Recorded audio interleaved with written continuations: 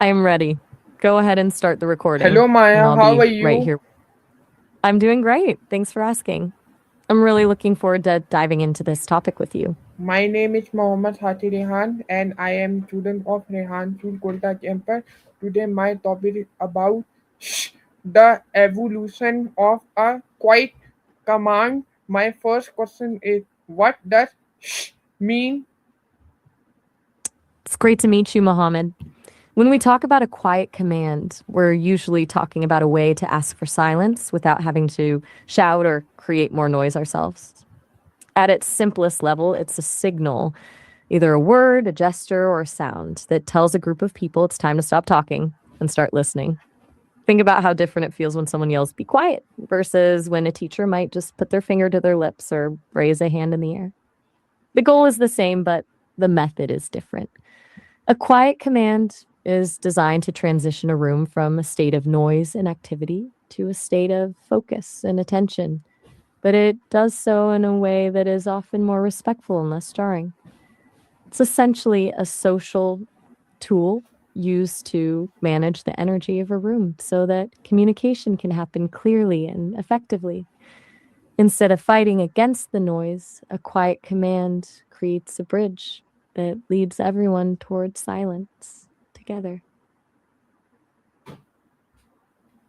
Should we Got it. on My bad.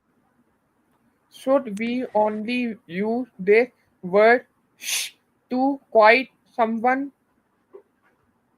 Not necessarily. Well, the main goal is to get people to be quiet. A quiet command is more about shifting the focus and the energy of a group rather than just stopping sound. It's less about shutting someone down and more about inviting everyone to enter a shared state of attention. For example, in a classroom or a meeting, a quiet command might be used to signal that a transition is happening, like moving from a loud group activity to a moment of reflection or listening to a specific instruction. In those cases, it's not that talking is wrong or that the people are being too loud, but that the situation now requires a different kind of presence. It can also be used for safety or urgency. A quick nonverbal signal can tell a group to stop and pay attention immediately without the panic that might come from someone screaming. So it's really a tool for leadership and coordination, helping people move together as one group from one activity to the next. It transforms a potentially chaotic moment into an organized one, making sure that when the important information is shared, everyone is actually in a place where they can hear it.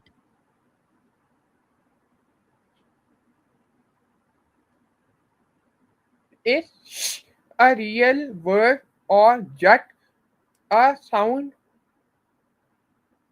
That's a great question. In the way we're using it right now, quiet command isn't a single formal word you'd find in a dictionary like apple or happy, but rather a descriptive phrase. It's a term used to describe a specific concept or a technique in communication and leadership. If you look for a single word that means the same thing, you might use words like signal, cue, or prompt. For example, if a teacher claps their hands twice to get the class to stop talking, that clap is the cue. The quiet command is the overall idea of using that cue to manage the room. So, while it's not a formal vocabulary word, it is a very real concept that people use in education, psychology, and management to describe the art of getting attention without being loud. It's more of a category of behavior than a specific word you would say out loud to someone.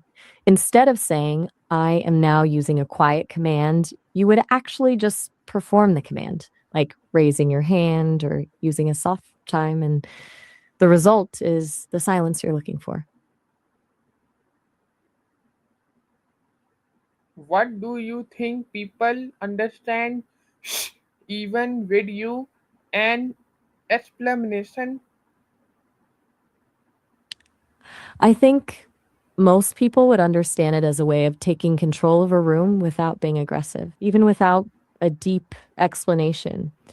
When someone sees a teacher raise their hand or hears a specific chime, they instinctively know that the talking time is over and the listening time has begun. It's a bit like a secret language that everyone understands based on the context they're in. People recognize it as a signal for a change in behavior. They understand that the person in charge isn't trying to be mean or loud, but is simply creating a space where everyone can be heard. It relies on a shared agreement. The group agrees that this specific signal means time to focus. Because it's so intuitive, the meaning is usually felt before it's consciously thought about. It's less about the words used, more about the energy shift in the room, moving from a scattered, noisy feeling to one of shared attention and readiness.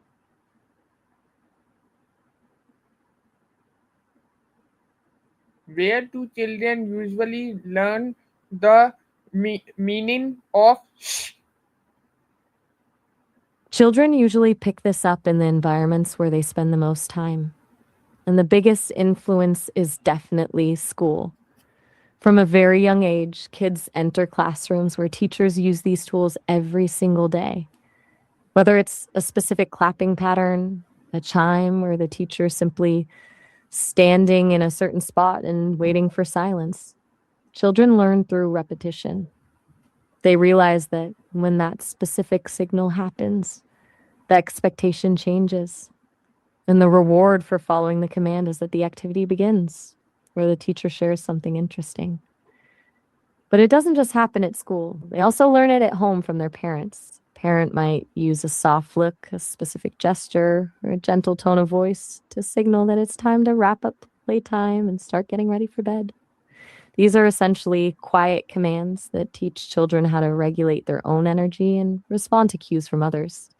They also pick it up from social circles and peers. In a play group or on a sports team, a coach might use a whistle or a hand signal. Through these experiences, children start to understand the social contract of communication, the idea that for a group to function, there has to be a balance between speaking and listening. Over time, they don't just learn the meaning of one specific command, but they develop the general skill of reading the room. They start to notice the nonverbal cues that adults and other children use, which helps them navigate social situations more smoothly and understand when it's their turn to be quiet and when it's their turn to speak. Do people in different countries use a similar sound for silence? That's a fascinating way to look at it, because while the goal of silence is universal, the sounds and signals used to get there can vary quite a bit from one culture to another. In many Western countries, you'll see a lot of the things we've mentioned, like a teacher clapping a rhythm that the students then clap back, or the use of a small bell or chime to gently signal a transition. These are very structured and are often taught as part of classroom management. In other parts of the world, the sounds might be more organic or tied to local traditions. For example, in some Asian cultures, there is a much stronger emphasis on nonverbal cues and the use of silence itself as a command. A teacher might simply stop talking and wait with a very specific, expectant gaze. The sound of the quiet command in that case is actually the sudden absence of sound, which creates a social pressure for everyone else to match that silence. Then you have more formal or traditional settings in some religious or meditative traditions across India, Tibet, or Japan. A singing bowl or a gong might be used. These sounds are designed to be resonant and calming, intended not just to stop noise, but to clear the mind and prepare the people for a deep state of focus. Even the sounds people make with their mouths can differ. In some cultures, a specific clicking sound or a shh might be common, but In others, that same sound could be seen as too aggressive or rude. Some cultures prefer a soft, melodic call, almost like a chant to gather attention. Ultimately, whether it's a chime in a US classroom, a gong in a temple, or a pointed silence in a Japanese school, these sounds all function as a shared social code. They work because the people in that specific culture have all agreed, often without even realizing it, that this particular sound means stop and listen. It's a beautiful example of how humans find different ways to reach the same point of connection and understanding. Why this word is often used in classroom, library, and hospital. Those three places are the perfect examples because they all have a very specific need for a controlled environment. Although the reason why they need silence is different for each one. In a classroom, the quiet command is all about learning. When a room is full of students, the energy can get very high and very loud very quickly. If a teacher has to shout to be heard, it creates a stressful environment and actually adds to the noise. By using a quiet command, the teacher can bring the focus back to the lesson without escalating the volume. It helps the students switch their brains from social mode to learning mode, making sure that the information being taught isn't lost in the chaos. Then you have libraries, where the silence isn't just about a teacher's lesson, but about respect for everyone else's mental space. A library is a sanctuary for deep focus and concentration. When someone is reading or studying, a sudden loud noise can break their train of thought completely. In the setting, a quiet command, like a librarian putting a finger to their lips, is a reminder of the shared agreement that the library is a place for quiet. It's a way of saying, remember that other people are trying to focus here, which helps maintain that peaceful atmosphere that makes a library useful in the first place. And hospitals are perhaps the most critical of all, because there, silence is often tied to healing and safety. Patients who are recovering from surgery or dealing with illness need rest to get better, and loud noises can be physically distressing or even painful for someone who is very sick. Beyond that, hospital staff need to be able to communicate clearly and quickly. In an emergency, a loud, chaotic environment can lead to mistakes. A quiet command in a hospital helps keep the energy calm, which lowers the stress for the patients and allows the doctors and nurses to focus entirely on the care they are providing. So, while the classroom uses it for education, the library for concentration, and the hospital for healing, all three use it for the same fundamental reason. They are places where the quality of the experience depends on the ability to control the noise. In all these spaces, a quiet command is the most efficient tool to ensure that the environment serves its purpose. My last question is this word considered rude? Whether it's considered rude really depends on how it's done and who is doing it.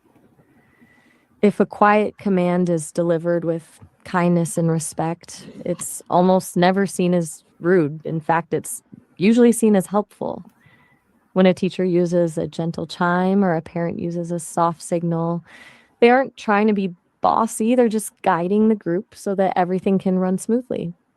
In those cases, people actually appreciate it because it prevents the situation from becoming chaotic or stressful. Feels like a polite invitation to focus rather than a demand to be silent. However, it can feel rude if the delivery is harsh or if it's used in the wrong context. For example, if someone uses a sharp shh or a loud, aggressive gesture to silence someone who isn't actually being disruptive, it can feel belittling. It's the difference between a signal that says, let's all listen together, and a command that says, you are talking too much, stop it.